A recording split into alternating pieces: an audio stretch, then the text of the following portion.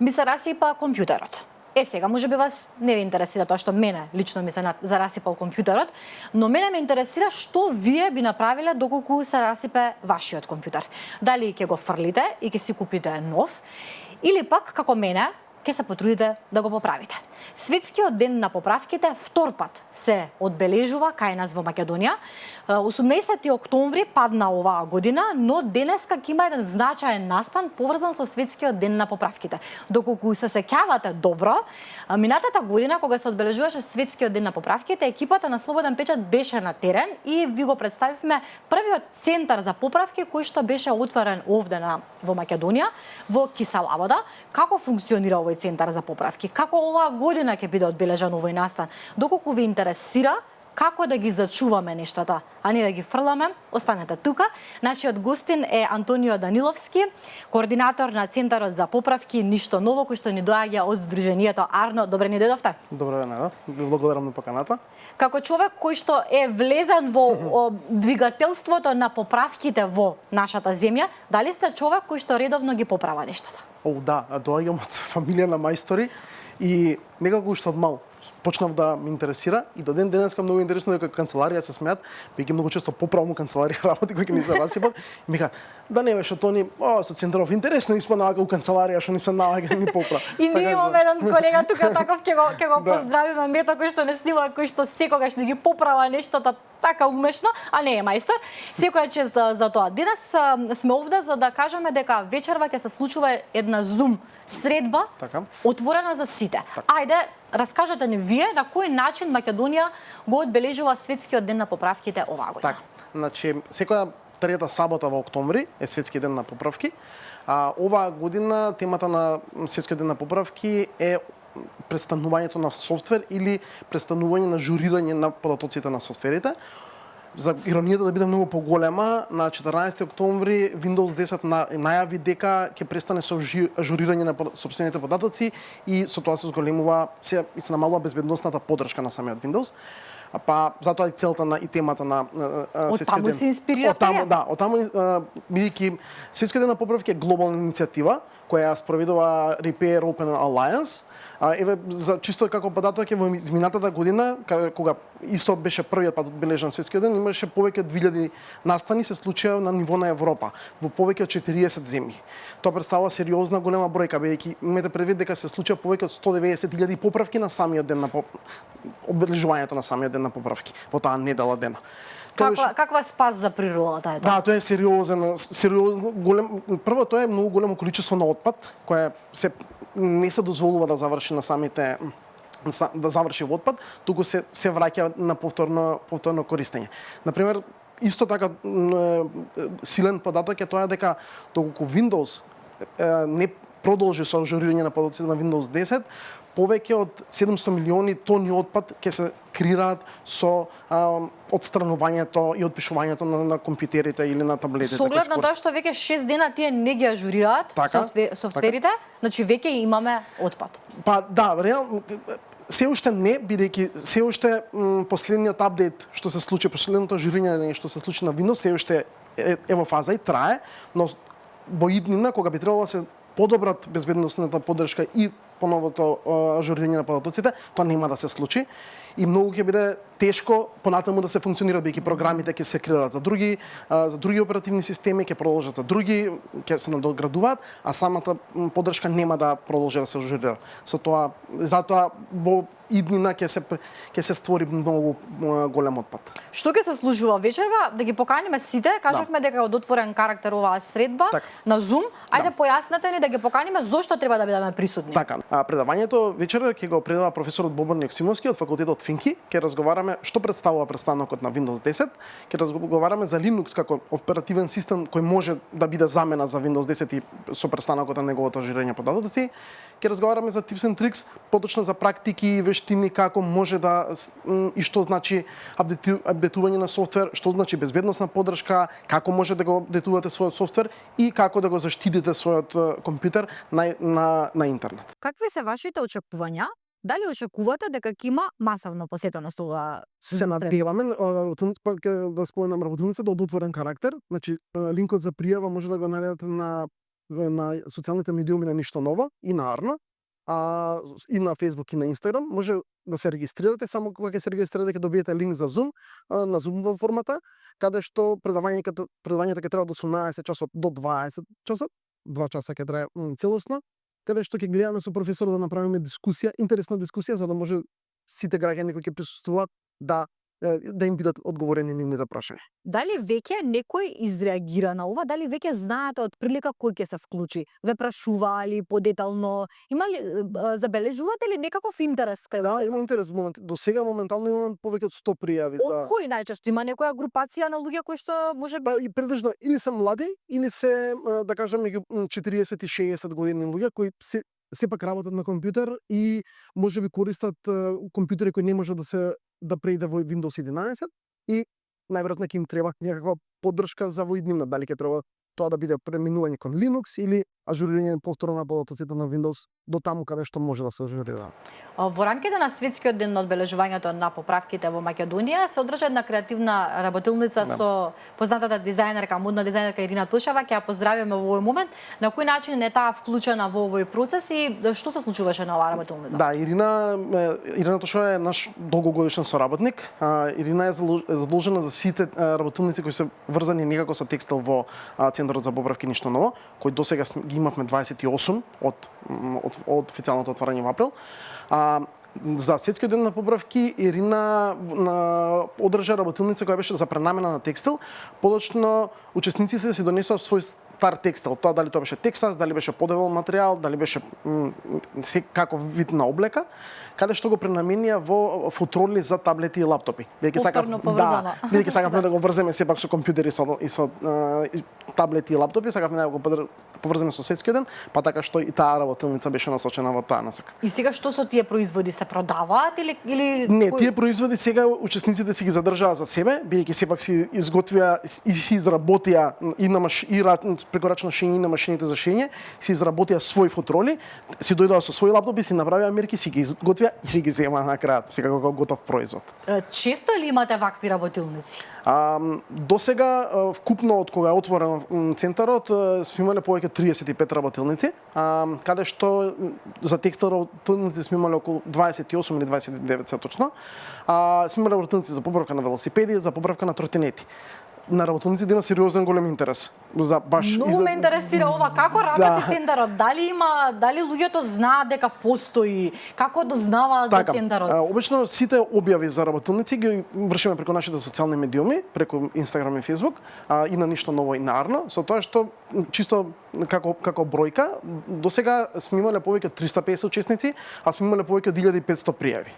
Значи сепак бидејќи просторот ни дозволува одредена бројка на бидејќи ограничени сме, мораме да се држиме до бројката од 10 до 15 учесници од работилница. Имавме повеќе од 1500 пријави. Дури имавме една работилница за сашико, тоа е за јапонска техника на везење, каде што за една работилница од 10 учесници имавме пријавено повеќе од 130 учесници. Секоја чест, браво. И секако ја направивме, ја реплициравме таа и ја направивме 4 пати, ја државме бидејќи сепак имаше голема побарувачка. Антонио, а настрана од овие работилници, центарот претпоставувам дека е отворен? Да. Како функционира настрана од работилниците? Дали секој еден човек може да дојде и да си поправи нешто? На кој начин функционира? Така, значи сега сме во фаза на креирање на целосен план за до крајот на оваа година, каде што јас сум присутен во центарот постојано, јас работам во центарот. Во центарот имаме алати кои секој граѓанин кој знае да си ги поправи сопствениот производ, може да дојде да ги употреби сите алати. Сепак, доколку немаат бормашина, штрафилница дома, немаат хефталица или шајкарка, например, или немаат посебна вид на клешта, може слободно да дојдат во центарот и да си ги употребат. Бесплатно е, да? Бесплатно. Секоја употреба на алати е моментално бесплатна, може да си ги употребат алатите, може да се напијат и кафе, значи буквално ќе се дружиме во самиот центар, се дружиме преку тоа што ја развиваме културата на поправки. А го прават ли тоа? Дали луѓето знаат дека имаат нешто во комшилук, во соседството што можат да го направат? Дали доаѓаат луѓе? Да, бидејќи на центарот ни се наоѓа во кисела вода, поголемиот дел од граѓаните ни доаѓаат од кисела вода, каде што доаѓаат секојдневно, или сега има денови кога јас имам и други обврски работни, па центарот не работи постојано, али во деновите кога јас сум таму, постојано доаѓаат, дали поправат велосипеди, пумпаат гуми, менуваат гума. Имаше во изминатата недела имавме каде што имавме отворен ден, каде што луѓе си доаѓаа и си поправаа текстил, имавме искусна шивачка која им помагаше. Во иднина ни е испланирано да имаме мајстори кои ќе бидат ангажирани во посебни денови, каде што ќе бидат тематски денови, се со цел за да можеме да се знае. Во вторник се поправа велосипед. Секој прв вторник во месецот се поправа велосипед. И тогаш така. И има тогаш може да се знае дека има мајстор да се дојдат и да си го поправат велосипедот. Баш ми беше интересно, не знам дека веќе се заинтересирани, дека доаѓаат. Кој ви бил најинтересен случај? Имате нешто што ве фасцинирало, ве воодушевило? Да, имаше и многу интересен случај. Дојдоа 7 можам да кажам дека беа ученици од основно училиште, очигледно беа од кисела вода, дојдоа сите со велосипеди, бидејќи јас сепак имам познавање за поправка на велосипеди колкото го основно, заедно со нив, јас им покажав што треба да прават, они заедно со мене поправа. Тоа е целта. Тоа е целта, да, тоа е целта. Нашата цел е да ги научиме луѓето да стекнат вештина на поправка. Им ги пумпавме гуми, подначкавме ланци, стегнавме кочници и дури ги подесивме седиштата бидејќи беа пониски или повисоки. Си направивме муавет, саат време разговаравме со децата и на крајот се вратија и следниот ден за видат каков вид на работилници има следна, за да знаат дали во иднина ќе може да присуствуваат. Значи младите се заинтересирани повеќе, можеме таква забелешка да дадеме или доаѓаат и повозрастните сограѓани? Доаѓаат и повозрастни, со тоа што поголемиот процентни се од 25 до 40 можам да кажам. Со тоа што се уште бидејќи во центарот имаме алати кои сериозно може да повредат, сепак се ограничуваме на полнолетни лица моментално, бидејќи не сакаме да дозволиме да се случи нешто, па затоа и ограничуваме на полнолетни. Се сеќавам минатата година дека вашата визија беше да се отворат повеќе центри низ нашата земја. Дали работите на тоа? Дали може би се отвори во некој друг град ваков центар или некаде друго место во Скопје? За жал не. Се уште не е во идејата дека треба во секоја општина, во секоја мало да има центар за поправки. Со тоа што моментално кажавме во кисела вода, ќе настојуваме ние во другите општини во град Скопје, па и во Македонија, да се отворат вакви центри за поправки, каде што граѓаните ќе може да им биде место за прво и за дружба и за споделување на искуства и за разменување на знаење.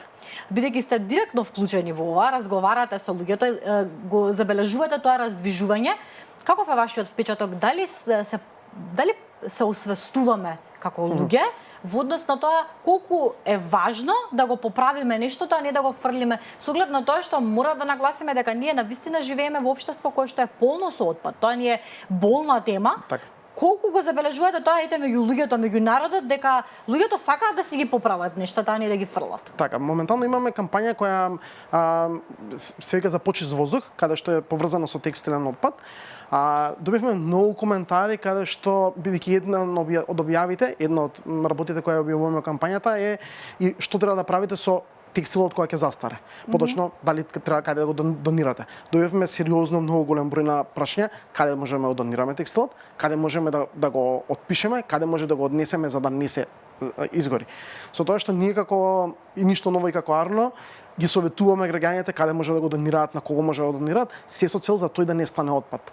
Бидејќи кај граѓаните можеме да кажеме дека од кога работи ништо ново, можеме да кажеме дека ги освестуваме граѓаните тие што биле, па и индиректно други, ги освестуваме што подразбира отпадот и што подразбира поправката.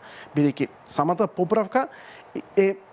култура на поправка е чекор пред културата на отпишување на производи. Така што се надеваме дека луѓето ќе сватат дека поправката спречува отпад и во иднина ќе имаат поголема свесност што значи самата поправка како дел. Споменавте дека доаѓате од фамилија каде што имало мајстори и оттаму талентот и желбата да ги поправате нештата. Како влегувате во приказната Арно? Значи, зошто се вклучивте во ова здружение?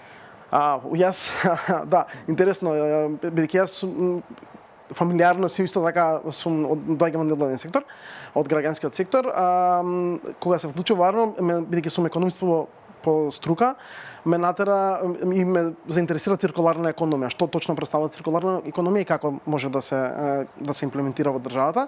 Иако Македонија има супер стратегија направено како циркуларна економија треба да се практикува, со тоа што бидејќи поправката е дел од самиот момент на циркуларност, кога се вклучува Арно, пред да се отвори центарот, кога почнав да работам на проект за циркуларна економија, свативме дека центарот ќе биде дел од овој проект.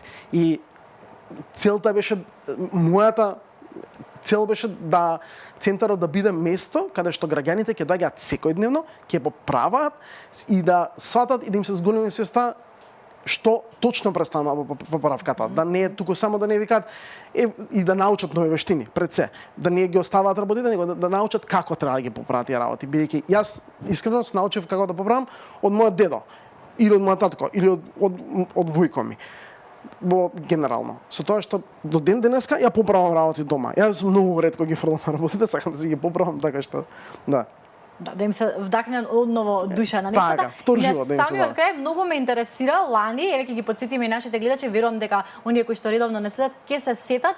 Лани беше многу интересен настанот на Светскиот ден на поправките. Поправавте, значи поправаат тоест ученици, не знам од кое средно училиште, од Ѓорги Димитров, така, а поправаа играчки. Така. Ги зашива, ги поправа, ги средува и потоа тие беа донирани. Така. Како помина тоа? Не сум ве прашала дали каде беа донирани и какви беа реакциите. Добивме повеќе од 200 играчки, со тоа што дел ги репариравме, дел ги исчистивме, дел ги поправивме. Сите играчки кои ни беа донирани, кои ги поправивме, ги дониравме на општина Кисела вода. Општина Кисела вода подоцна ги распредели по градинки, училишта и на социјално загрозени фамилии, на оние кои најмногу им треба. И се надевам дека успешно стигна до сите играчки. Јас се радувам дека и вечерва ќе имате успешно одбележување на Светскиот ден на поправките. Благодарам за ова што го правите. Навистина е задоволство да се слушне и да се запознаат вакви луѓе како вас. Посакувам успешно реализирање на конференцијата вечерва работилницата, пардон, на Zoom и да биде бројна, значи да се пофалите дека имало голем интерес, па се гледаме и во некоја друга прилика. Благодарам многу. Да, фала. Почитувани, верувам дека ви беше интересен овој разговор. Ете, слушнавте каде можете вечерва да си го поминете времето и ете, следниот пат кога нешто ќе ви се расипе, размислете добро дали ќе го фрлите или ќе го поправите.